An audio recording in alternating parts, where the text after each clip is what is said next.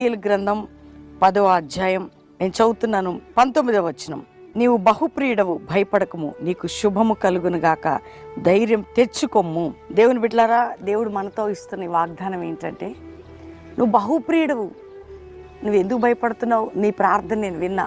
దానియేలుతో అన్నాడు దేవుడు, నువ్వు బహుప్రియుడివి, ఆ ప్లేస్లో నీ పేరు పెట్టుకో. నువ్వెవరివి? దేవుని బిడ్డవి. బహుప్రియులు ఎవరవుతారండి? దేవునితో మాట్లాడేవారు, దేవుని దగ్గర ఉన్నవారు, దేవుని పరిచయలో పాలిభాగస్తులు ఉండేవారు, ప్రార్థించేవారు. కాబట్టి ఈయన బహుప్రియుడట. ధైర్యం తెచ్చుకో, నీకు శుభము కలుగును గాక.